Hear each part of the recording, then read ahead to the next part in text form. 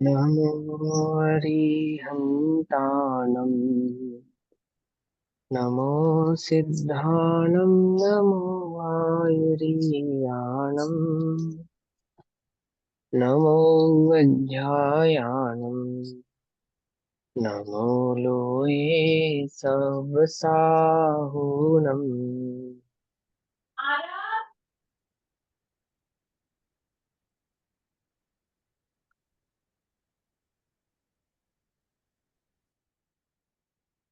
ओंकारं बिन्दुसंयुक्तं नित्यं ध्यायन्ति योगिनः।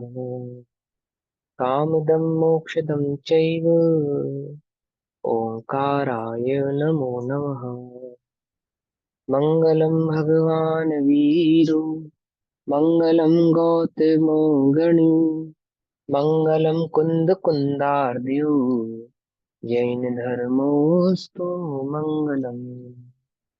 सर्वमङ्गलमाङ्गल्यं सर्वकल्याणकारकं प्रधानां सर्वधर्माणां जैनं जयतु शासनम्। नमः समय अनुभूत्या चिकासते चित्स्वभावाय भावाय सर्वभावान् तरचिते।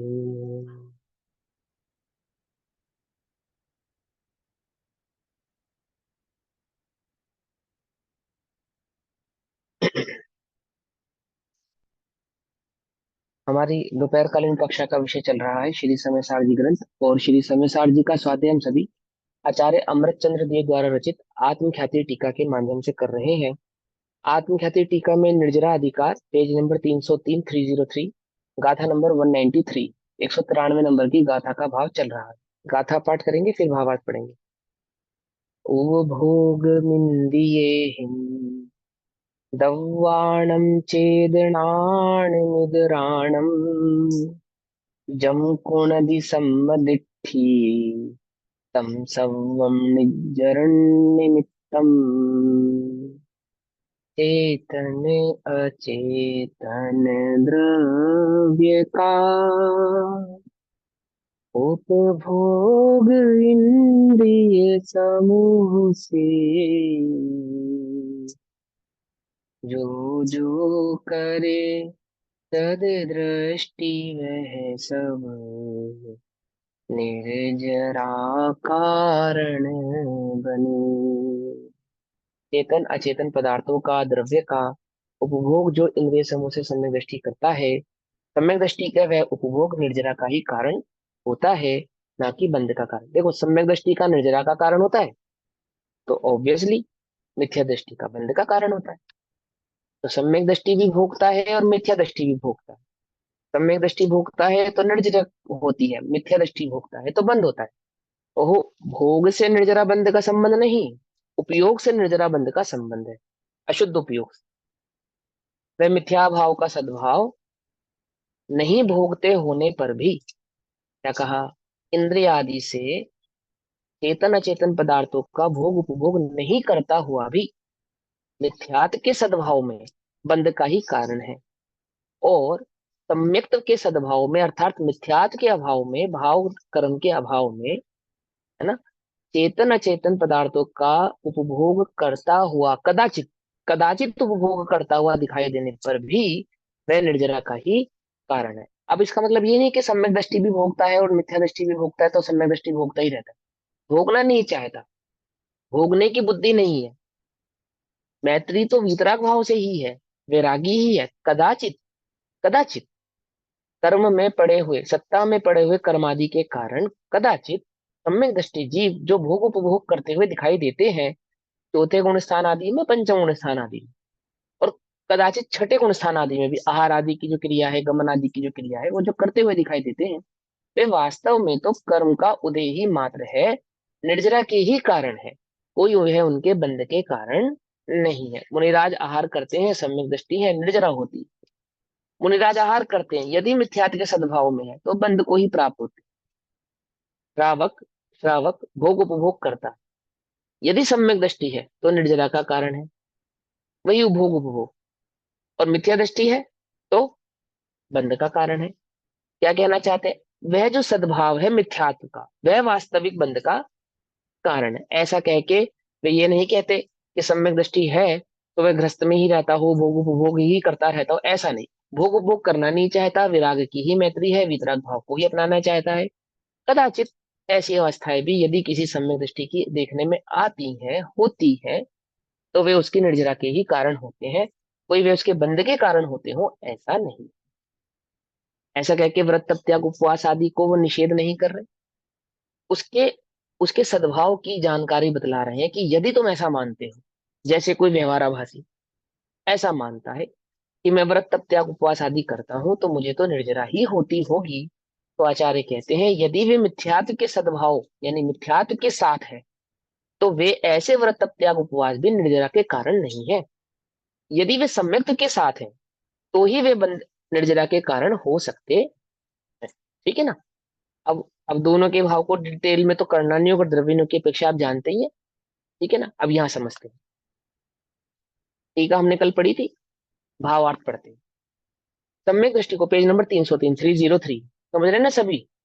नहीं समझ में आए तो पूछना, ध्यान से समझना। ये एक ऐसे पॉइंट्स आ रहे हैं जो निर्जराधिकार में, इन पॉइंट्स को क्लियर करना जरूरी है, आप अच्छे से समझना। अच्छे से समझोगे तो बहुत सारी चीजें आगम के बहुत सारे कथन समझ में आएंगे, बहुत सारे भाव समझ में आएंगे, है ना। क्योंकि आगम क्या है, अपेक्षाओं का समूह। अपेक्षा समझ में आने पर क्या समझ में आएगा, आगम समझ में आएगा। आगम में गर्भित अध्यात्म समझ में आएगा। आगम समझ में आएगा, अध्यात्म समझ में आएगा, दैट मीन्स रत्नत्रय का मार्ग, मोक्ष मार्ग समझ में आएगा। आगम क्या है, ये मोक्ष मार्ग है। आगम कोई किताब थोड़ी है, आगम कोई इंफॉर्मेशन नहीं है। समझे ना, सिर्फ एक इंफॉर्मेशन है, कोई किताब है। या अरिहंत भगवान ने जो दिव्य ध्वनि की थी तो अपनी तारीफों के पुल बांधे हैं, आचार्यों ने अपनी तारीफों के उसके अंदर भाव लिखे हैं कि मैं हमने क्या किया, कैसे किया, क्या हुआ, ये सब नहीं। मार्ग बतलाया गया है। क्या मार्ग है, मोक्ष मार्ग बतलाया गया। क्यों बतलाया गया है, इस मार्ग पे चलकर हमने भी मोक्ष यानी परम सुख को प्राप्त किया। इसी मार्ग पर चलकर कोई भी जीव परम पद अर्थात सुख को, मोक्ष को प्राप्त कर सकता है। ठीक। तो मार्ग की जो अब अपेक्षाएं समझ में आएंगी, अपेक्षाएं समझ में आएंगी तो क्या समझ में आएगा, मार्ग ही समझ में आएगा। मार्ग समझ में आने पर क्या होता है, मार्ग सुलभ हो जाता है। जब मार्ग समझ में आता है तो क्या होता है, मार्ग सुलभ हो जाता है। मोक्ष मार्ग क्या हो जाएगा, सुलभ हो जाएगा। दुर्लभ है संसार में एक यथार्थ ज्ञान, वह दुर्लभ ज्ञान सुलभ हो जाता है मार्ग समझ में आने पर। ठीक। अपेक्षा ध्यान से समझना, क्या कहते हैं, भावार्थ। सम्यक दृष्टि को ज्ञानी कहा है। ज्ञानी कहो सम्यक दृष्टि का, वही कई बात है। और ज्ञानी के राग द्वेष मोह का अभाव कहा है। ज्ञानी के भावाश्रव का, है ना, उपयोग की अशुद्धता का, अर्थात मिथ्यात्व का, है ना, राग द्वेष मोह का अभाव कहा है, दर्शन मोह का अभाव कहा। इसलिए सम्यक दृष्टि कैसा है, विरागी है। राग नहीं है उसके, राग का अभाव होने के कारण वीतरागी है, विरागी है ना। अब विरागी कहने का तात्पर्य वो मुनिराज वाला अरंतो वाला विरागी नहीं है, लेकिन वहां सम्यक में दर्शन मोह के अभाव की अपेक्षा से, क्योंकि राग से उसकी मैत्री नहीं रही। भले ही राग आदि में प्रवृत्ति है, भले ही चारित्र मोहिनी आदि राग अभी विद्यमान है, तो भी क्योंकि राग से मैत्री टूट गई है, मैत्री अहमपना टूट गया है, राग भाव के साथ जो मैं पना था वो टूट गया है, इसलिए उसको वैरागी कहा। पकड़ में, बात नहीं पकड़ में, देखो मैं समझाता हूँ। अकलंग निकलंग बौद्धों के क्या नाम है, विद्यालय में बौद्ध बन के पढ़ने गए, गए ना, सबने कहानी सुनी है। तो अकलंग निकलंग बौद्धों के विद्यालय में बौद्ध बन के, बौद्धों जैसा गेटअप, ड्रेसअप, और बौद्ध जो सुबह प्रार्थना करते होंगे, बुद्धम शरणम गच्छामि, धम्मम शरणम गच्छामि, है ना, और संघम शरणम गच्छामि, तो अकलंग निकलंग क्या कहते होंगे, अरिहंता शरण पहुंच जामी, सिद्ध शरण पहुंच जामी, वो भी यही कहते होंगे। बुद्धम शरणम गच्छामि, धम्मम शरणम गच्छामि, ऐसे ही कहते होंगे ना। तब बुद्ध, बुद्ध के आगे हाथ जोड़ते थे, उस बुद्ध की प्रतिमा के आगे, तो वहां सबके समक्ष खड़े होके अकलंग निकलंग क्या करते होंगे, बुद्ध की प्रतिमा के आगे हाथ जोड़ते होंगे, उनके ही समक्ष हाथ जोड़ते होंगे, ऐसे ही करते होंगे, है ना। और उन्होंने कहा प्रतिमा लांघो, तो जैसे सबने लांगी, उन्हें भी लांगी। ऐसा होने पर भी वे बौद्ध नहीं थे, जैन थे। क्या क्या समझे। नहीं समझे? क्या नहीं थे? बौद्ध नहीं थे। क्या थे वे? जैन ही थे। बात समझ में आ रही है, नहीं समझ में आ रही? ऐसा होने पर भी सम्यक दृष्टि राग आदि में परिवर्तिता हुआ दिखाई देने पर भी क्या नहीं है? रागी नहीं है। क्या है? विरागी है। वो क्या, उनकी मैत्री किससे है? अकलंग निकलंग की मैत्री किससे? बौद्धों से। हाँ, क्या? क्या चीज? फिर से बोलिए, आवाज नहीं आई आपकी। ये मनीषा आंटी। कुछ नहीं भैया, वो उनका मेरे ख्याल से अनम्यूट हो गया है मासी का। हाँ, तो म्यूट कराओ भैया, देखो म्यूट मुझे कर दो। है ना डिस्ट्रीब्यूशन। हाँ हो पूनम गया म्यूट, दीदी अब म्यूट कर सुनो। दो। हो गया, हो गया, हो गया, अब सुनो ध्यान से। हाँ समझ में बात, वो बौद्ध जैसी प्रवृत्ति करते हुए दिखाई देने पर भी उनकी मैत्री किससे नहीं है? बौद्धों से मैत्री नहीं है उनकी। मैत्री तो उनकी जिन धर्म जैन धर्म से ही है, जैनी ही है ना? ऐसे ही मिथ्या दृष्टि की मैत्री किससे है? यदि वह भोग आदि में प्रवृत्ति नहीं कर रहा है, नहीं करता हुआ दिखाई देता है, तो भी मैत्री तो उसकी भोगों से ही है, राग से ही है। और सम्यक दृष्टि भोग आदि में प्रवृत्ति, राग द्वेष आदि में प्रवृत्ति करता हुआ दिखाई देने पर भी मैत्री किससे है उसकी? एक वीतराग भाव से है। पकड़ में आया? उदाहरण समझ में आया ना? ऐसे यहां समझो कि सम्यक दृष्टि ज्ञानी कहाँ है, पर ज्ञानी के राग द्वेषों का अभाव होता है, तो इसलिए सम्यक दृष्टि विरागी है। यद्यपि उसके, अब यहाँ पे बात है, यद्यपि उसके इंद्रियों के द्वारा भोग दिखाई देता हो, चतुर्थ गुण स्थान में, पंचम गुण स्थान में, है ना? और जितना छठे गुण स्थान में होता उतना, वो तो उसको तो भोग कह मानते ही नहीं, परंतु जो दिखाई देता है आराधि की क्रिया वो, यद्यपि उसके इंद्रियों के द्वारा भोग दिखाई देता हो, तथापि उसे भोग की सामग्री के प्रति राग नहीं। अकलंग निकलंग जैन है, बौद्ध नहीं, है ना? ऐसे ही ज्ञानी कैसा है? वो भोग आदि की सामग्री में परिवर्तता हुआ भी उस सामग्री के प्रति क्या नहीं है? उसको राग नहीं है। ये कैसी बात करते हो? आंखों में धूल झोंक रहे हो? रामचंद्र जी को सीता से राग नहीं है? यहाँ नहीं है। यही तो कमाल है कि हम तो उनको रोते हुए देख रहे हैं, बिलखते हुए देख रहे हैं, और रावण को समूल नष्ट करते हुए देख रहे हैं, और आप कह रहे हो कि उन्हें राग नहीं है? कि हाँ राग नहीं है। तुम जिसे राग कहते हो, ये इसको राग नहीं कहते, चारित्र मोहिनी के राग को राग नहीं कहते। किसके राग को राग कहा? पिछले बार समझाया था ना, दर्शन मोह के सद्भाव को ही यहाँ राग किया। वह राग जो प्रवर्त रहा है रामचंद्र जी को सीता के प्रति, प्रवर्तता हुआ भी जो श्रद्धान है, वह राग की मैत्री का नहीं है। बुद्धम शरणम गच्छामि कहते हुए भी, बुद्ध के आगे हाथ जोड़ते हुए भी, सर झुकाते हुए भी अकलंग निकलंग क्या नहीं है?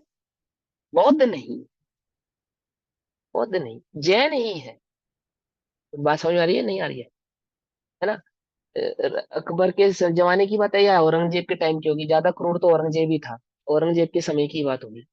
तो औरंगजेब ने क्या निकाला? एक फरमान निकाल दिया कि जो रात्रि भोजन नहीं करेगा, रात्रि में भोजन नहीं करेगा, उसे सजा मिलेगी। उसे क्या मिलेगी? सजा मिलेगी उसे। तो सभी जैनी क्या करने लगे? अब क्या करें भैया, जिनके रात्रि भोजन का त्याग का नियम था, तब ने आपस में मीटिंग करी हुई, क्या करें अब ऐसे तो मरना तो कोई अच्छी बात नहीं है। तो ये तो सारे सारे जैनियों को मार डालेगा, है ना? परिवार का क्या होगा, संपत्ति का क्या होगा, बच्चों का क्या होगा, स्त्रियों का क्या होगा, कैसे करेंगे? तो सबने एक नियम बनाया। क्या नियम बनाया? कि दिन छिपने के बाद चूल्हा भी जलाएंगे, है ना? और खाना भी पकाएंगे, परंतु क्या नहीं करेंगे? खाएंगे नहीं। खाने का भाव प्रकट तो करेंगे, परंतु क्या नहीं करेंगे? खाएंगे नहीं। ऐसा करने पर क्या नहीं है? वे रात्रि भोजी नहीं है, है ना? रात्रि भोजन की अनुमोदना करने वाले नहीं है। कि उन्होंने रात्रि भोजन की अनुमोदना की, कृत कारित अनुमोदन कर रहे हैं ना, बना रहे हैं, कर रहे हैं नहीं कर रहे हैं? कि नहीं भैया, अनुमोदक नहीं है, भला नहीं जानते उस रात्रि भोजन की प्रक्रिया को करते हुए, दिखावा दिखावा करते हुए भी क्या नहीं कर रहे? उसको भला नहीं जानते, मजबूरी है ना। औरंगजेब ने फरमान निकाल दिया। ऐसे ही कर्म रूपी औरंगजेब जो है ना, इन्होंने फरमान निकाला इस जीव के साथ। क्या? ये ऐसी ऐसी गतियों में प्रवृत्ति करेगा, ऐसे ऐसे करेगा, आदि आदि ये प्रवृत्ति है। परंतु ज्ञानियों की तो वितराग भाव से मैत्री है। वीतराग भाव से मैत्री है, राग से मैत्री, उसको भला नहीं जानते। रामचंद्र जी सीता के प्रति अपने राग को, राग रूप परिवर्तित तो है, परंतु उस राग को भला नहीं जानते। श्रद्धान में राग से मैत्री नहीं, राग से मैत्री नहीं। सीता के प्रति उत्पन्न होने वाले राग से दुखी भी होते हैं। सीता के मिल जाने पर उसके उसके प्राप्ति के से सुख भी अनुभवते हैं, अनुभवते हैं, ध्यान रखना। दुख भी अनुभवते हैं, सुख भी अनुभवते हैं। तो भी ऐसे सुख दुख का अनुभव करते हुए भी क्या नहीं करते, राग से मैत्री नहीं रखते। श्रद्धा में राग के प्रति मैत्री नहीं। देखो अपने घर में एक लड़की का जन्म होता है ना, तो जन्म से ही जानते कि पराया धन है। क्या, जन्म से क्या जानते हैं? पराया धन है। हिंदुस्तान में तो जानते ही हैं, बाहर विदेश का तो पता नहीं। पराया धन है। आजकल तो सिस्टम शायद चेंज हो गया है। अभी क्या है, पराया धन है तो कैसे पराया धन है, अब उसकी रक्षा, सुरक्षा, है ना, उसके जीवन यापन के साधन, उसकी पढ़ाई, है ना, उसकी उसकी सेवा कैसे करते हैं, जैसे लड़के की करते हैं ऐसे उसकी करते हैं। बिल्कुल उसकी रक्षा सुरक्षा आदि, उसको जो भी उसका जीवन यापन में जो भी आवश्यकता है सब कुछ करते हैं बकायदा। और क्या रखते हैं भावना, पराया धन है, अपने ही है ना, अपने ही जाया है, अपनी ही पुत्री है, अपने ही सब कुछ है, फिर भी क्या रहता है, पराया। और गजब की बात देखो, वो कन्या भी जानती है इस बात कि मुझे ये घर छोड़ के जाना है। वो उसी घर को वहां खेलती है, पलती है, बड़ी होती है, उसको सजाती है, सब कुछ ऐसा ही रख करती है कि मेरा घर है। और फिर भी उसको ये पता है, अब मुझे तो नहीं पता, वो भावना मेरे अंदर तो नहीं है क्योंकि मैं पुरुष हूं ना, लेकिन आप लोग समझ सकते हो ना उस भाव को, उसको पता है। क्या पता है उसे? तो इस मामले में तुम सम्यक दृष्टि हो, किस मामले में तुम्हें पता है इसे मुझे छोड़कर जाना है, वो ऐसी सम्यक दृष्टि है। अब मैं क्या उदाहरण दूं उसका, कि उसको मालूम है कि उसकी राग से मैत्री नहीं, श्रद्धान है, उसे जानता है वो, ये मेरा नहीं है। समझे नहीं, एकत्व भाव नहीं है उसके साथ। पूरी प्रवृत्ति एकत्व भाव जैसी होते हुए भी, जैसे वो कन्या जानती है कि ये घर मुझे छोड़कर जाना है, जैसे वे माता पिता जानते हैं कि ये कन्या पराया धन है, ऐसे ही वह सम्यक दृष्टि जानता है, जानता है क्या, देह में नहीं है, ये जो राग आदि मुझे भाव उत्पन्न हो रहे हैं ये मेरे नहीं, मेरे नहीं। प्रवृत्ति कैसी है उसकी, वो कल्पना कैसे करेंगे बताओ, सुनो, सम्यक दृष्टि, वो ज्ञानी ही जाने। अनुभव है ना, ये चेतन रस का प्याला पिएगा कोई अनुभव वाला है। यद्यपि उसके इंद्रिय द्वारा भोग दिखाई देता हो, तथापि फिर भी उसे भोग की सामग्री के प्रति राग नहीं है, राग नहीं। वह जानता है कि वह भोग की सामग्री पर द्रव्य है, देह आदि, और देह आदि के जो संयोग है ये क्या है, पर द्रव्य है। और ना कि मात्र देह आदि और देह आदि के संयोग, वे द्रव्य कर्म, वे नोक कर्म, और ये जो भाव कर्म इसके संबंध में मुझे उत्पन्न होते हैं, ये सब पर है। मैं क्या है, गायक चैतन्य भाव, वो चौथे गुण स्थान का अवृत्ति भी है बात जानता है, पंचम गुण स्थान का अणुवृत्ति भी है बात जानता है। और मुनि सकल वृत्ति बड़भागी, वे सकल वृत्ति भी ये बात जानते हैं। कैसे जानते हैं, जैसे यथा ख्यात चारित्र प्रकट करने वाले अरिहंत निज को चैतन्य अनुभवते हैं, ऐसे ही वे चौथे गुण स्थान में अवृत्ति जीव भी स्वयं को निज को चैतन्य भाव ही अनुभवता है। ठीक, अभी समझो, भोग की सामग्री पर द्रव्य है, मेरा और इसका कोई संबंध नहीं है, कोई संबंध नहीं। आचार्य ध्यान से समझना, कर्मोदय के निमित्त से इसका और मेरा संयोग वियोग है, कर्म के उदय के निमित्त से इनका मेरे साथ संयोग वियोग है। जब तक उसे चारित्र मोह का उदय आकर पीड़ा करता है, जब तक वह औरंगजेब जैसे हमें, है ना, और जैसे वो अकलंग निकलंग बौद्धों में, समझे, ऐसे ही वो जो कर्म का उदय ज्ञानी को चारित्र मोह का उदय आकर पीड़ा करता है, और स्वयं बलहीन होने से पीड़ा को सहन नहीं कर सकता। क्या है उसकी बलहीनता, क्या नहीं है ज्ञानी के पास, किस चीज का बल नहीं है, इस स्वभाव को जानते हुए भी स्वभाव में स्थिर होने का जो बल होना चाहिए वो नहीं है, चारित्र का बल, स्थिरता का बल। देह के स्थिरता के, देह की चारित्र की बात नहीं है यहाँ पे, स्वभाव में स्थिर होने की जो जो बल होना चाहिए, मैं स्वभाव में मद मत्सर मोह विनश जावे, बस ज्ञाता दृष्टा रह जाऊं, है ना, वो बल अभी उसको प्रकट नहीं हुआ है। या यूं कहे कि सत्ता में पड़े हुए जो कर्म है, चारित्र मोहिनी के जो कारण जो कर्म है, वे इतने बलवान हैं कि अभी उसको स्थिर नहीं होने दे रहे, स्वभाव में स्थिर नहीं होने दे रहे, है ना।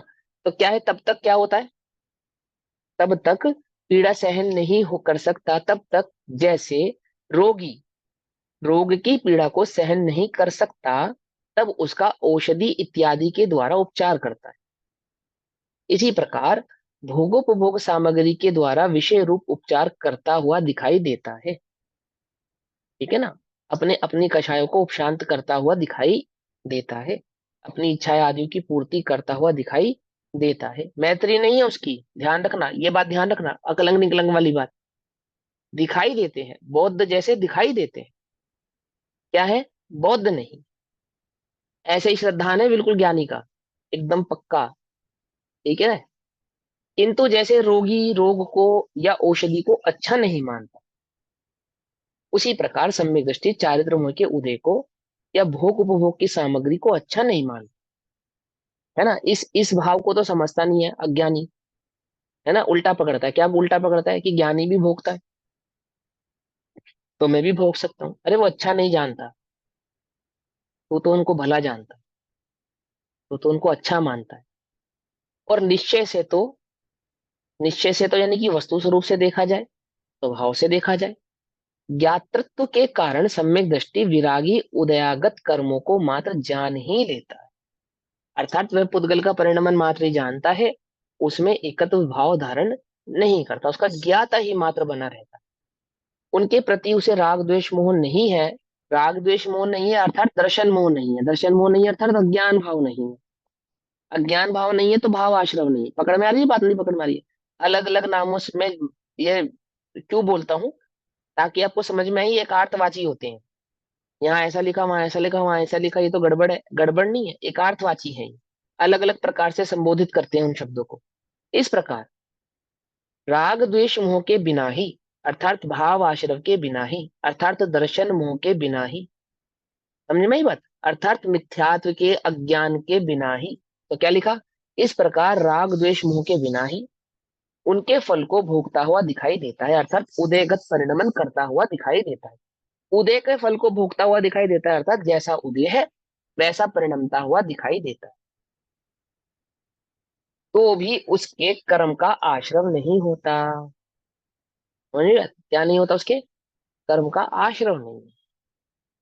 कर्म का आश्रम नहीं। उस रूप परिणमते हुए भी बौद्ध नहीं है, उस रूप परिणमता हुआ भी कर्म बंध को प्राप्त नहीं होता।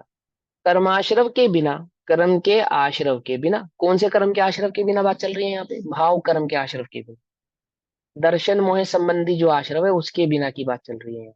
ठीक है ना, कर्म का आश्रव नहीं होता, उसका अभाव नहीं, अभाव हो गया ना। अब चूंकि दर्शन मोह का अभाव हो गया, यानी भाव आश्रव का अभाव हो गया, तो दर्शन मोह संबंधी जो द्रव्य कर्म थे उनके आश्रव का भी अभाव हो जाएगा, है ना। जब भाव आश्रम का अभाव हुआ, तो भाव आश्रव के संबंधी जो द्रव्य कर्मों का आश्रव था, 8 कर्म रूपी द्रव्य कर्मों का आश्रव था, उसका भी अभाव हो जाएगा, क्योंकि उनके आने का निमित्त तो दर्शन मोह था, यानी कि भाव आश्रव था। तो भाव आश्रव का अभाव हुआ, तो भाव आश्रव संबंधी द्रव्य आश्रव का भी अभाव हो गया। तो कर्म आश्रव के बिना आगामी बंध नहीं होता, जब द्रव्य आश्रव नहीं होगा तो बंध भी नहीं होगा, यानी कि नवीन बंध नहीं होगा। और उदयागत कर्म तो अपना रस देकर खिल जाते हैं, अर्थात अपना फल देकर खिल जाते हैं। जो कर्म बांधे गए थे, सत्ता में पड़े हुए थे, वे उदय में आते हैं, फल देते हैं और चले जाते हैं। क्योंकि उदय में आने के बाद कर्म की सत्ता रह नहीं सकती।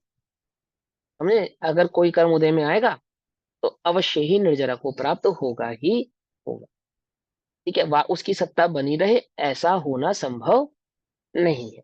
इस प्रकार उसके नवीन बंध नहीं होता। इस प्रकार उस ज्ञानी के, उस सम्यक दृष्टि जीव के क्या नहीं होता, नवीन कर्मों का बंध नहीं होता। और उदयागत कर्म की निर्जरा हो जाने से उसके लिए केवल निर्जरा ही हुई, क्योंकि जो भी उसके साथ हो रहा है वो कर्म का उदय है, और कर्म को उदय में आके निर्जरित हो जाता है। तो उसके साथ जो भी हो रहा है वास्तव में निश्चय से, स्वभाव से देखा जाए तो एकमात्र निर्जरा ही हो रही है। किसी को, इस सम्यक दर्शन के सद्भाव की बात है ना। किसी को प्रथमोपशम सम्यक दर्शन हुआ, तो प्रथमोपशम सम्यक दर्शन कितनी देर के लिए है? एक अंतर मुहूर्त मात्र के लिए। तो एक अंतर मुहूर्त मात्र तक सम्यक दृष्टि जीव के साथ क्या हो रहा है कि मात्र निर्जरा हो रही है। यदि वे वापस मिथ्या दृष्टि हो गए तो क्या होगा? फिर बंद होगा, सीधी सी बात।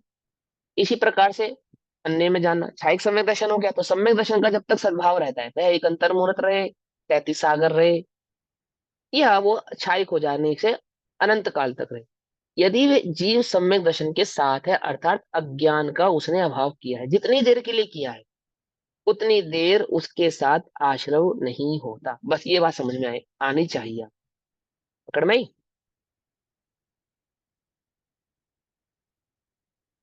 है ना? आई बात समझ में? तो जितनी देर सम्यक दर्शन के साथ है, एक अंतर मुहूर्त मात्र है, तो एक अंतर मुहूर्त मात्र की बात समझ लो।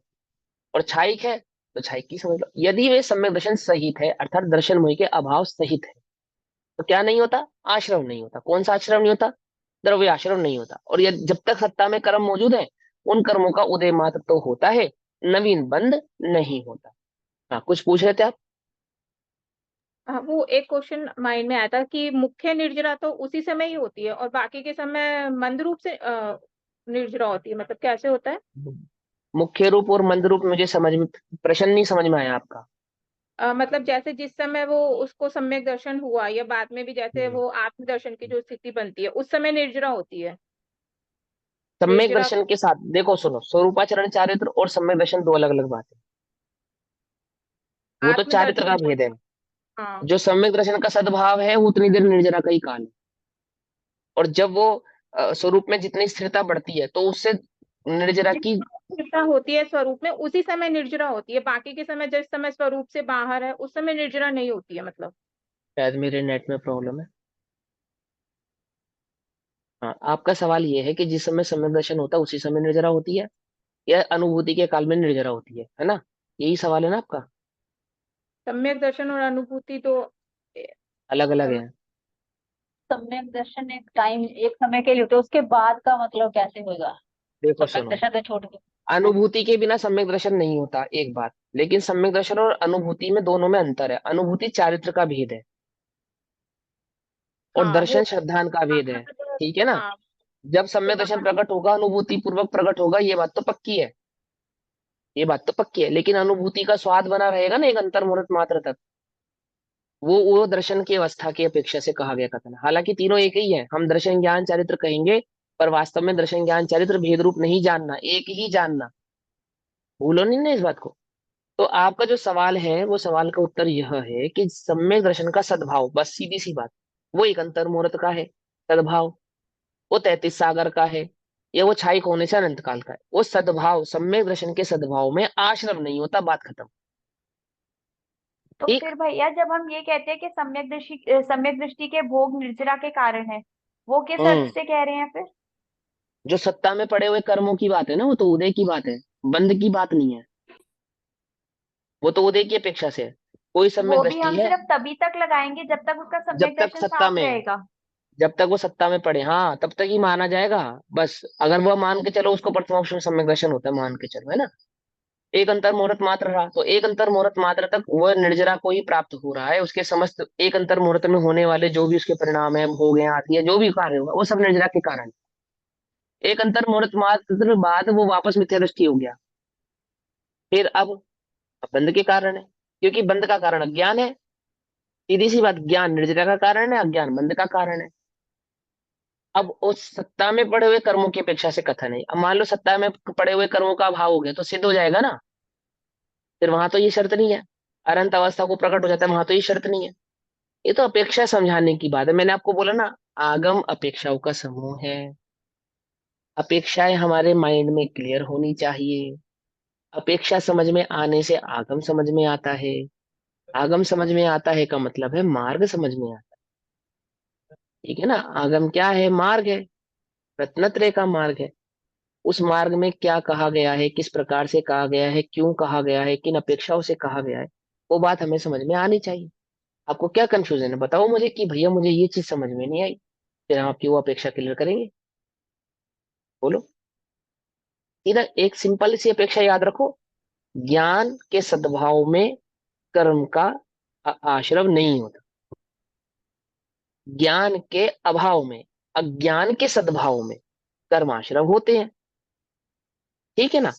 तो क्या ऐसा भी होता है कि किसी को ज्ञान हो जाए और फिर उससे अज्ञानी हो जाए? कि हाँ, निचली भूमिकाओं में क्षेपशमादि सम्यक दर्शनों में ऐसी अवस्थाएं होती है, ऐसा भी कहेंगे। और यदि वह क्षयिक आदि हो जाए तो फिर वो ऐसी अवस्था नहीं होती है, ऐसा भी कहेंगे। तो वो तो आपको दोनों बातें समझा रहे हैं कि किसी जीव की ऐसी अवस्था है तो ऐसा भी होता है, और किसी जीव की ऐसी अवस्था है तो ऐसा भी होता है। लेकिन अल्टीमेटली बात क्या है कि यदि सम्यक का सद्भाव है, कितनी देर के लिए, ये हम शर्त ही नहीं लगा रहे आपसे, आप सम्यक सही तो कि हाँ है, तो आपके समस्त भोग निर्जरा के कारण है, यदि है तो, यदि आपको भोगों की प्रवृत्ति है तो, ठीक है ना? और नहीं भी है तो अभाव हो चुका है इसलिए नहीं है, सत्ता में पड़े हुए कर्मों का अभाव हो चुका है इसलिए नहीं है, जैसे सिद्धों को नहीं है, जैसे सिद्धों को नहीं। चौथे गुण स्थानवर्ती श्रावकों को भोग आदि की प्रवृत्ति है, सिद्धों को, अरिहंतों को, मुनिराजों को नहीं है। क्यों? क्योंकि उतनी उतनी कर्मों की सत्ता का वे नाश कर चुके हैं, सिद्ध अभाव कर चुके हैं इसलिए सिद्ध रूप से है।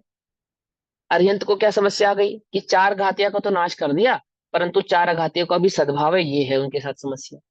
मुनिराजों के साथ क्या है कि अभी अघातिया और घातियों, कुछ घातियों का सद्भाव वहां पे विद्यमान है, इस अपेक्षा से वहां पे वो प्रवृत्ति करते हुए दिखाई दे रहे हैं।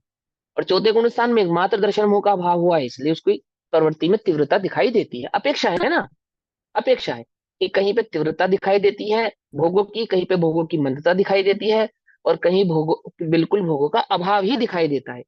चौथे गुण स्थान वाला भी सम्यक दृष्टि है, मुनिराज भी सम्यक दृष्टि है, अरिहंत भी सम्यक दृष्टि है, और सिद्ध भी सम्यक दृष्टि है, परम गाढ़ आदि सम्यक दर्शन उनके सबके साथ विद्यमान है। तो किसी को भोगों की प्रवृत्ति दिखाई देती है, किसी को नहीं दिखाई देती है। तो ये क्या है कि कुछ नहीं है, वहां सत्ता में पड़े हुए कर्मों का अभाव हो जाने पे सिद्धत्व है, चार अघातिया के सद्भाव रह जाने के कारण अरिहंत है, कुछ घाती कुछ अघातियों का सद्भाव रहने के कारण मुनि दशा है, और मात्र दर्शन मोह का अभाव हो जाने के कारण चौथा गुण स्थान है। वहां पे जो भोगों की तीव्रता, मंदता और अभाव दिखाई दे रहा है, वो बस सत्ता में पड़े हुए कर्मों की अपेक्षा के कारण ही है, अन्य और कोई दूसरा कारण वहां पर नहीं है। ये बात समझा रहे हैं। अभी अभी समझ में आई बात, नहीं समझ में आई? बोलो भैया, नेहा दीदी। जैसे किसी को सम्यक दर्शन हुआ हाँ जी भैया, समझ आ गया। एक समय हाँ के हाँ लिए, फिर उसको गुण अनुभूति स्थान 15 दिन, अपेक्षा है। 15 दिन, बेसिकली आप ये 6। समझा रहे हो कि गुण स्थान अपेक्षित कर्म ये है, हाँ सद्भाव है, हाँ तो उसको गुण स्थान की हाँ, अपेक्षा से समझना पड़ेगा। बस उसकी अपेक्षा से कथन के भाव को समझेंगे ना, वही अपेक्षा कहते हैं। जो कथन किया गया है उसका किस भाव से कहा गया है, उस भाव को समझना ही अपेक्षा कहलाता है। ठीक, हाँ आप पूछिए, आप रजनी आंटी जी क्या पूछ रहे हैं, आप पूछिए। मैं ये पूछ रही थी कि जैसे एक समय के सम्यक दर्शन अनुभूति एक समय के लिए होती है, हम्म चौथे गुण स्थान में, फिर उसको मतलब 15 दिन या 6 महीने बाद, इसे दौरान से उसको कैसे पता, मतलब अगर है या नहीं है, तो फिर उसका तो बंदी है तो होएगा क्या? तो देखो, ये तो प्रसंग बिल्कुल अलग होगी, कर्णन्यू के क्वेश्चन हैं सारे आपके। बहुत सिंपल सी बात समझो ना, प्रथमोपशम सम्यक दर्शन एक अंतर मुहूर्त मात्र के लिए होता है। वो 6 महीने वाली जो शर्त है ना, वो ऐसी है समझो, किसी जीव को सम्यक दर्शन उत्पन्न हुआ एक अंतर मुहूर्त के लिए, तो एक अंतर मुहूर्त तक आश्रव का अभाव रहेगा, एक अंतर मुहूर्त बाद वो वापस मिथ्या दृष्टि हो गया, उस मिथ्यात की अवस्था में आश्रव का सद्भाव रहेगा, आश्रव होगा, कर्मबंध होगा। अब रही 6 महीने की बात, तो वो यही कहना चाहते हैं वहां पे कि जिस किसी जीव ने सम्यक दर्शन प्रकट किया है और प्रकट करने के बाद यदि वो वापस में मिथ्या दृष्टि हो गया है, तो 6 महीने का यदि वह पुरुषार्थ करता है तो सम्यक दर्शन प्रकट करना उसके लिए सरल होता है, क्योंकि वो अभी कर चुका है ना, उस कार्य को वो कर चुका है। जैसे कोई चीज अब आज ही हमने पढ़ी हो और थोड़ी देर बाद में आपसे पूछूं तो सरल होगा बतलाना, लेकिन मैं बहुत लंबे समय बाद पूछूं तो हो सकता है आप भूल जाओ, है ना? कुछ चीजें हमने अभी अभी डिस्कशन की है इसलिए हमें याद है, उसको हम रेगुलर डिस्कशन करते रहेंगे तो रेगुलर याद रहेगी। आज डिस्कशन करके छोड़ देंगे और 6 महीने बाद कोशिश करेंगे तो वो हमारे लिए उतनी मुश्किल पड़ेगी। तो वो चीज समझाई गई है वहां पे, वो ठीक जो है। 6 महीने वाली बात समझाई गई। ठीक। ठीक है ना? अभी हाँ जी। यहाँ जो सद्भाव और अभाव की बात चल रही है, वो किसके सद्भाव में किसका अभाव माना जाता है ये बतलाया जा रहा है कि सम्यक के सद्भाव में कर्म निर्जरा होती है, कर्म आश्रव का अभाव ही रहता है। ठीक है ना, आप समझे। तो क्या कहते हैं, भोग उपभोग की सामग्री को अच्छा नहीं मानते। और निश्चय से तो ज्ञातृत्व के कारण सम्यक दृष्टि विरागी उदयागत कर्मों को मात्र जान ही लेता है, उदय में आने वाले कर्मों को मात्र जानता ही है, उनके प्रति उसे राग द्वेष मोह नहीं है।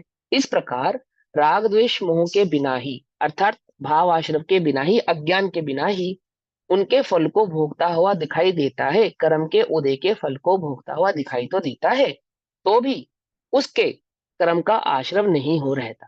समझा दिया ना यहाँ पे, क्योंकि उसके क्या है, भाव आश्रव का अभाव है, अर्थात मिथ्यात्व का अभाव है। मिथ्यात्व के अभाव में उदयगत कर्मों में प्रवृत्ति करता हुआ दिखाई देने पर भी आश्रव भाव को प्राप्त होता नहीं। कर्म आश्रव के बिना, यानी कि जो चूंकि भाव आश्रव नहीं है तो कर्माश्रव भी नहीं है, यानी कि द्रव्याश्रव भी नहीं है। कर्माश्रव के बिना आगामी बंध नहीं होता, नवीन कर्मों का बंध नहीं होता, आगे नया बंध नहीं होता।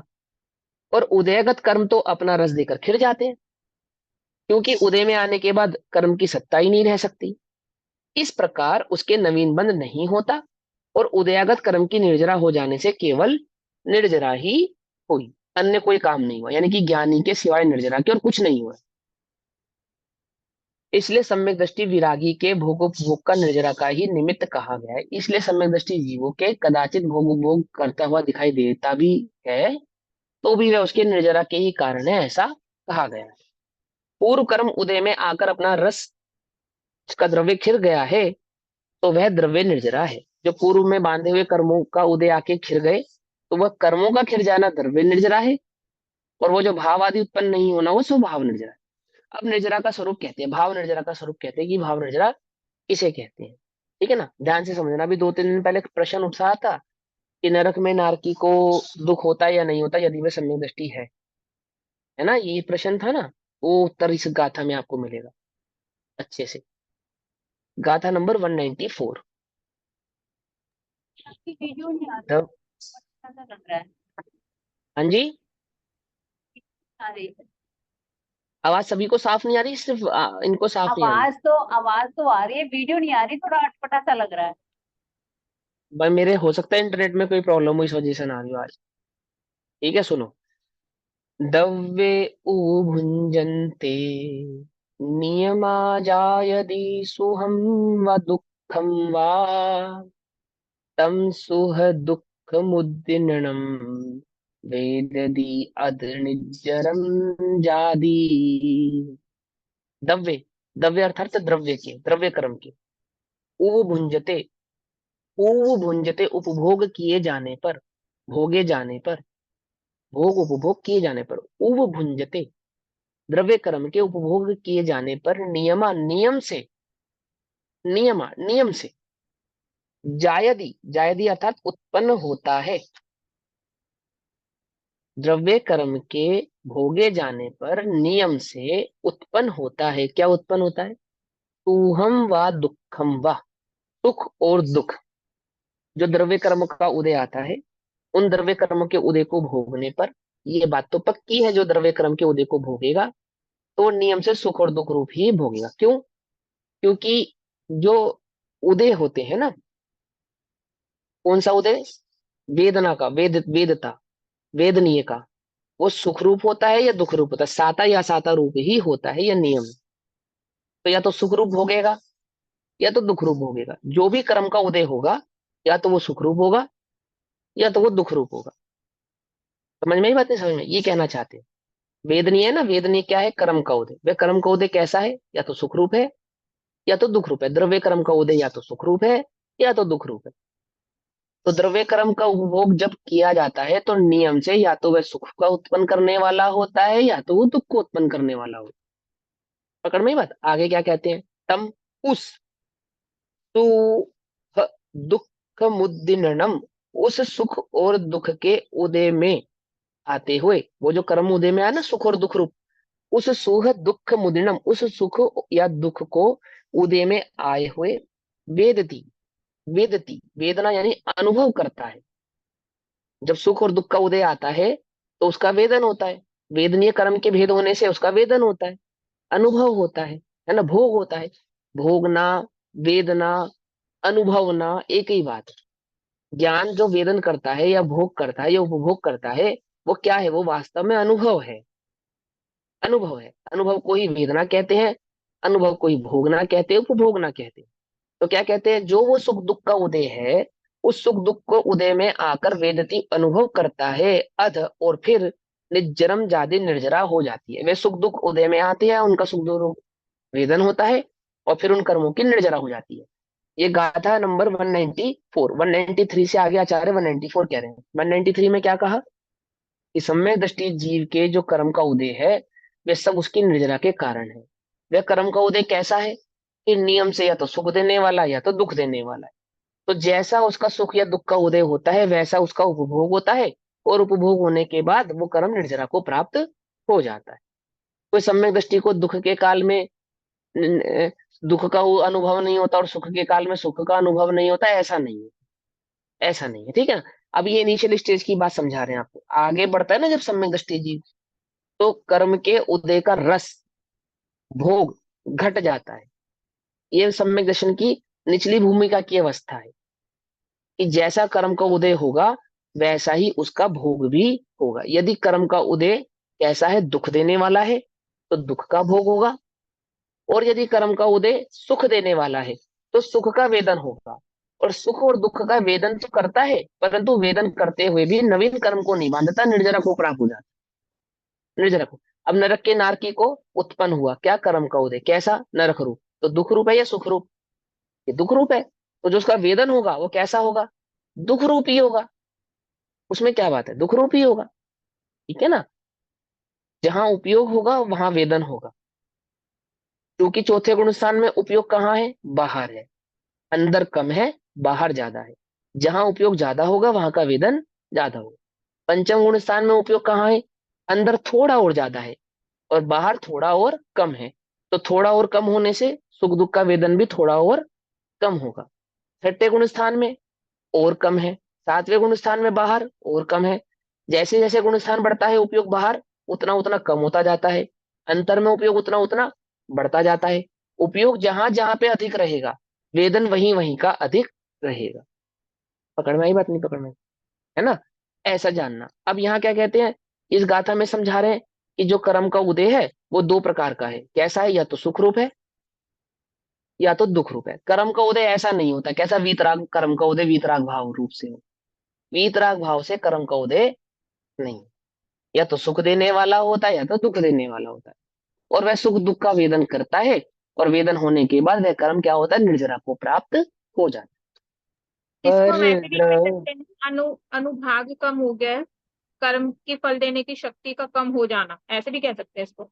दो, देखो दोनों अपेक्षाएं हैं। ज्ञानी के कर्म की फल की शक्ति देने का जो घटना है, और हमारा जो परिणाम है, जीव का जो परिणाम है, इन दोनों के बीच में निमित्त नैमित्तिक संबंध होता है। निमित्त नैमित्तिक संबंध और स्वतंत्रता के संबंध दोनों समझ लो आप। पहला संबंध निमित्त नैमित्तिक का संबंध है, वो कैसा है? यहाँ परिणामों में मंदता हो, उपयोग की साधना हो, उपयोग स्थिर हो आत्मा में, तो कर्म का उदय तीव्र भी हो तो भी मंद फल देने वाला होता है। ठीक। और यदि परिणामों में तीव्रता हो और कर्म का उदय मंद हो, तो अधिक फल देने वाला हो जाता है। क्या? किसी किसी तो व्यक्ति को कक्षाएं थोड़े मंद हो गई ना नुकसान। ये तो। तो ये कछाई तो तो उपयोग कक्षाएं। और क्या है? तो और क्या है फिर भैया? उपयोग का भार होना और किसे कहते हैं? कषाय माने क्या? कक्षाएं वो अनंतानुबंधी अप्रत्यक्ष हानि उपयोग का बाहर होना कक्षाएं ही है। है ना, उसी को तो कषाय कहते हैं। जैसे किसी जीव को थोड़े नुकसान में भी ज्यादा हा हुल्ला करने की आदत होती है, हाँ। उसको ज्यादा दुख होता है। नुकसान तो हुआ थोड़ा, हाय हुल्ला हुई ज्यादा। और किसी जीव की कषाय मंद होने से बहुत नुकसान होने पर भी संतोष ज्यादा होता है। बहुत तीव्र कर्म के उदय होने पर भी उपयोग, है ना, कषाय मंद होने के कारण उसको क्या होता है? फल उसका कम मिलता है, रस उसका कम मिलता है। अब द्रव्यलिंगी है तो मिथ्या दृष्टि ना, है तो अनंतानुबंधी ना। लेकिन प्रतिष्ठा। अनंतानुबंधी और प्रत्याख्यान के अप्रत्याख्यान के बीच में तीव्र मंद का भेद नहीं है। परंतु अनंतानुबंधी अपने आप में तीव्र और मंद होती है ना। छह निश्चय रूप होती है, याद है? अभी थोड़े दिन पहले मोक्षवर प्रकाशक जी के प्रसंग से समझाई थी ये बात। पाचक में भी है, ये दोनों है ही ना। बातें हैं जो भी बताई है। दोनों बातें ना। तो हाँ। उस जैसा उसकी परिणामों की तीव्रता और वहां कर्म के उदय के बीच में क्या माना, निमित्त नैमित्तिक संबंध। अब दूसरी बात, ये स्वतंत्र हैं दोनों। जीव अपने परिणाम में स्वतंत्र है, कर्म का उदय अपने में स्वतंत्र। ज्ञानी का उपयोग भीतर में होने से तीव्र कर्म का उदय होने पर भी दुख रूप नहीं होता। अज्ञानी का मंद उदय होने पर भी उपयोग भार में होने के कारण तीव्र दुख का उदय होता है। वास्तव में तो जीव के उपयोग की स्थिरता और अस्थिरता ही उसके सुख और दुख का कारण है। वास्तव में तो जीव का अज्ञान भाव ही उसके सुख और दुख का कारण, ये स्वतंत्रता की बात है। तो निमित्त नैमित्तिक कथन भी है ना, और स्वतंत्रता की बात भी है। दोनों भावों को, दोनों अपेक्षाओं को समझना। पर द्रव्य के उपभोग निश्चय, निश्चय माने स्वभाव से, पर द्रव्य के उपभोग से। यदि स्वभाव से समझा जाए, कोई जीव पर द्रव्य का उपभोग करे अर्थात वेदन करे, अनुभव करे, ठीक है ना, निज रूप से अनुभव करे चाहे पर रूप से अनुभव करे, पर यदि वह उपयोग उसका पर द्रव्य की ओर है, उसकी अपेक्षा से, है ना। पर द्रव्य के उपभोग निश्चय, दुख वा सुख होय है, इन उदित सुख दुख भोगता, फिर निर्जरा हो जाए है ना। कर्म का उदय कैसा है कि स्वभाव से सुख या दुख रूप है। कर्म का उदय स्वभाव से कैसा है, सुख और दुख देने वाला। उस सुख और दुख को भोगता है कौन, ज्ञानी, और फिर वो निर्जरा को प्राप्त होता है। सीधी बात। अब होता तो अज्ञानी के भी निर्जरा को ही प्राप्त है, लेकिन क्योंकि अज्ञानी नवीन बंद करता है, इसलिए उस निर्जरा को निर्जरा नहीं कहते, और ज्ञानी नवीन बंद नहीं करता, इसलिए उसको निर्जरा कहते। पकड़ में ही बात। होती तो दोनों के निर्जरा ही है। जो कर्म उदय में आते हैं वे निर्जरित ही होते हैं, चाहे ज्ञानी हो चाहे अज्ञानी हो। और कर्म का उदय कैसा है, या तो सुख देने वाला है या तो दुख देने वाला है, क्योंकि ऐसा ही उसका स्वभाव है ना। पर द्रव्य के उपभोग निश्चय, दुख वा सुख होय है, इन उदित सुख दुख भोगता, फिर निर्जरा हो जाए है। ठीक। ज्ञानी नरक में है, कर्म का उदय तीव्र है, दुख रूप है, दुख भोगता है, निर्जरा हो जाती है। रामचंद्र जी है, मनुष्य गति के दुख है, उन मनुष्य गति उदयगत अवस्थाओं के दुखों को भोगते हैं, फिर निर्जरा हो जाती है। चक्रवर्ती है, तीर्थंकर है, पद अनुसार, पर्याय अनुसार, गति अनुसार सुख आदि के उदय हैं। उन सुख आदि के उदय को भोगते हैं और फिर निर्जरा हो जाती है। ठीक। अज्ञानी के साथ नहीं होता है। अज्ञानी के साथ क्या होता है, उदय आता है, भोगता है, नवीन बनता है, उदय आता है, भोगता है, नवीन बांधता है। पकड़ में ही बस, है ना। द्रव्य के उपभुज्य माने, उपभुज्य माने आपने सुना होगा, आयु दो प्रकार की होती है, भुज्यमान, बद्यमान, भुज्यमान। वर्तमान और भुज्यमान विद्यमान। है ना, हम्म। भुज्य माने भोगे जाने वाली, हाँ। है ना, याद है ना। ये शब्द देखो, भुज्य माने, है ना। उपभोज्य माने, भुज्य माने भोगे जाने वाली, और उपभोग माने उपभुज्य यानी उपभोग, भुज्य माने भोग, उपभुज्य यानी उपभोग। तो द्रव्य उपभुज्य माने वस्तु भोगने में आने पर, अर्थात वस्तु के भोग उपभोग होने पर, ठीक है ना, भोग उपभोग दोनों गर्भित हो गए। तो वस्तु भोगने में आने पर क्या होता है, सुखम व दुखम व, सुख अथवा दुख नियमात, नियम से उत्पन्न होते हैं। जब कर्म का उदय भोगा जाता है, वस्तु का भोग होता है, वस्तु कहने का तात्पर्य कर्म का उदय, है ना। वास्तव में जीव वस्तु को नहीं भोगता, वास्तव में तो जीव कर्म के उदय को भोगता है। क्या कहा, किसको भोगता है, कर्मोदय को, वस्तु को नहीं भोगता। किसको भोगता है, क्योंकि पर कर्मोदय द्रव्य को। हो ही नहीं सकता। वैसे तो कर्म का उदय भी परद्रव्य ही है, लेकिन वो वस्तु का भोग नहीं होता, कर्म के उदय का भोग होता है। मैं समझाता हूँ कैसे। आपके घर में कोई डिश बनी, बढ़िया हलवा बना बढ़िया, तो 6 लोग हैं, 6 के 6 ने खाया, तो कभी तो 6 के 6 को स्वादिष्ट लगेगा, कभी 3 को स्वादिष्ट लगेगा, 3 को नहीं लगेगा। कभी 5 को लगेगा, 1 को नहीं लगेगा। समझे या नहीं समझे? एक को पचेगा, बाकी को नहीं पचेगा। ऐसे सबके अलग अलग उदय है ना। अब वस्तु तो एक ही है, तो सबका भोग भी एक समान होना चाहिए था। सबको स्वाद एक जैसा आना चाहिए था, सबका अनुभव एक जैसा होना चाहिए था, सबको आनंद भी एक जैसा आना चाहिए था। पर ऐसा नहीं होता। तो कभी एक जैसा आता है, कभी एक जैसा नहीं आता है। क्यों? क्योंकि वास्तव में उपभोग वस्तु का थोड़ी होता है। उपभोग तो अपने निजी कर्म के उदय का होता है। पकड़ में ही बात नहीं, पकड़ में मैं क्या कहना चाहता हूँ, है ना? आप समझे यहाँ पे क्या कहते हैं? सुख अथवा दुख नियम से उत्पन्न होता है, ये तो बात पक्की है। नियम से उत्पन्न होता है। जब वस्तु का भोग होता है, कर्म उदय का उदय आता है, भोगता है, तो नियम से या तो वो सुख रूप होते हैं या तो वो दुख रूप होते हैं। उदीर्णम, उदय को प्राप्त, उत्पन्न हुए। उदय को उत्पन्न हुए कौन है? उदय को उत्पन्न होने वाला वस्तु माने कर्म। उदय को प्राप्त है ना, तो वस्तु यानी उदय को उत्पन्न हुए। तत् सुखम दुखम, उस सुख दुख का वेद्यते, वेदन करता है। उदय को उत्पन्न हुए उस सुख अथवा दुख का क्या करता है? वेदन करता है। वेदन करता है दैट मीन्स अनुभव करता है। वेदन करता है अर्थात अनुभवता है, अनुभव करता है। अथा पश्चात, उसके बाद क्या होता है? जब उस कर्म के उदय का वेदन करता है, उसके बाद क्या होता है? पश्चात निर्जरा जाति, वह सुख दुख भाव निर्जरा को प्राप्त हो जाते हैं। बस खत्म बात, यही होता है और कुछ नहीं होता। लेकिन ज्ञानी के इस निर्जरा भाव को निर्जरा कहते हैं, और अज्ञानी के साथ भी ऐसा ही होता है, परंतु उसकी निर्जरा को निर्जरा नहीं कहते। ये एक सामान्य उन्होंने सिद्धांत बतला रहे हैं आचार्य जी। क्या होता है कि कर्म जो बांधा है उसका उदय आता है। कैसे आता है? या तो सुख रूप आता है तो दुख रूप आता है। फिर क्या होता है? जीव उसका अनुभव करता है। फिर क्या होता है? उसका उसकी निर्जरा हो जाती है। बस यही होता है। ज्ञानी के भी यही होता है, अज्ञानी के भी यही होता है। क्योंकि ज्ञानी के नवीन बंध नहीं होता, इसलिए इस निर्जरा को निर्जरा ही कहते हैं। और चूंकि अज्ञानी के नवीन बंध होता है, तो ये क्या कहलाती है? निर्जरा नहीं कहलाती। भैया यहाँ ठीक है पे ना? काम निर्जरा भी ले सकते हैं इसको। अब वो उतना उतना डिटेल में जाने की जरूरत नहीं है। सकाम निकाम है ना, और वो सब बातें यहाँ समझने की आवश्यकता नहीं है। वो भाव भी अलग है। लेकिन यहाँ तो एक सामान्य सिद्धांत समझा रहे हैं निर्जरा का। अभी जैसे हमें निर्जरा हो रही है, नहीं हो रही है, ठीक है, वो अकाम निर्जरा कहलाएगी, किसी की सकाम कहलाएगी, वो तो है ही, उसका भेद जो है। लेकिन वो भाव यहाँ पे अभी ज्यादा डिटेल में जाने की आवश्यकता नहीं है। सब सामान्य निर्जरा का स्वरूप क्या है? यदि बहुत डिटेल में जरूरत होती सकाम अकाम की, तो आचार्य देव एक गाथा सकाम अकाम के संदर्भ में भी लिख सकते थे। कोई दिक्कत नहीं, उनको कह सकते थे।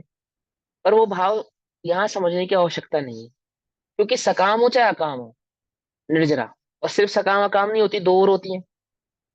कौन कौन सी? सकाम और अकाम के अलावा भी तो दो और होती है।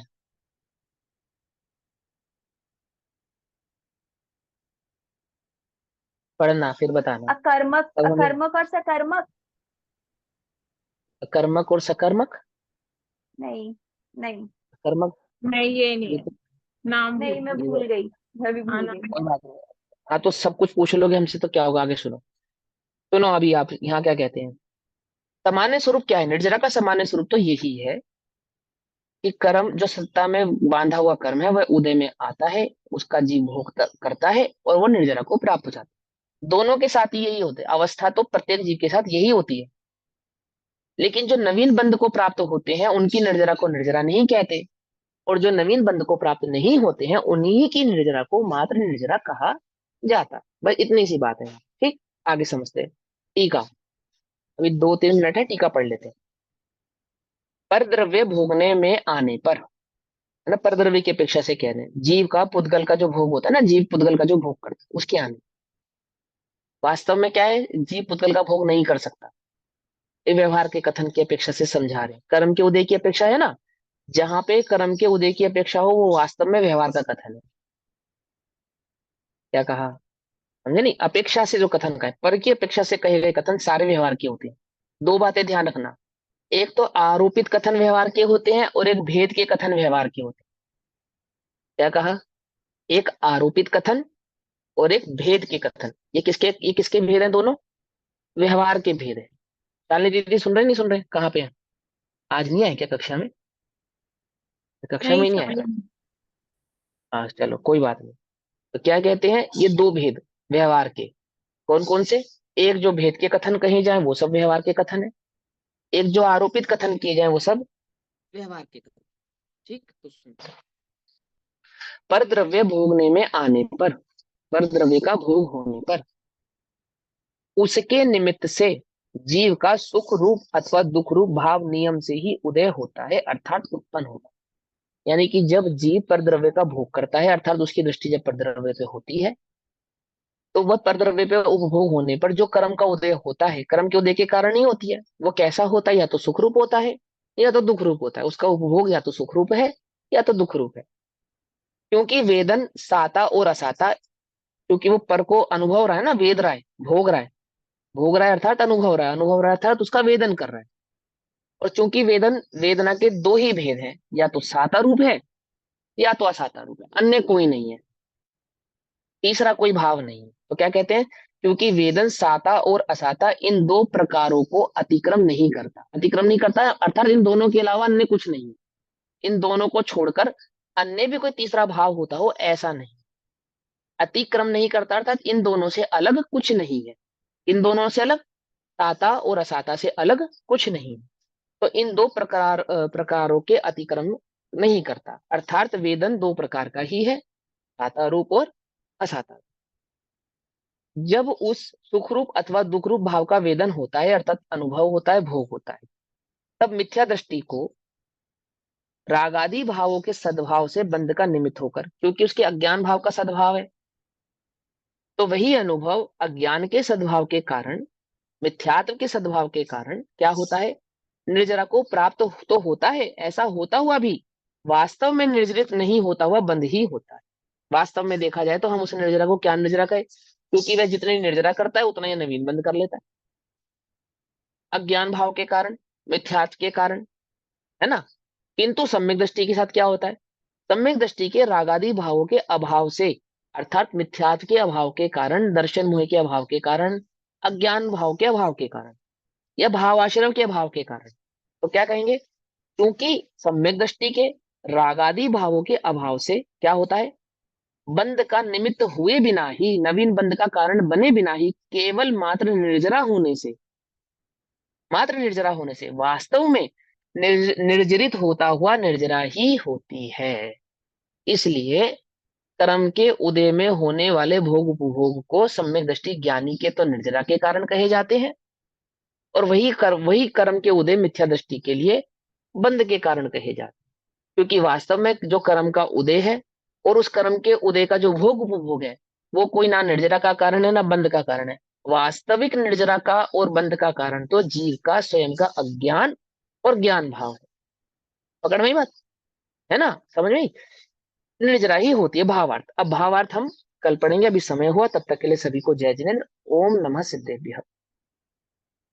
निज निधि निज में बताई, यह अनंत उपकार है, उसके लिए जिनवानी माँ को वंदना शत बार है।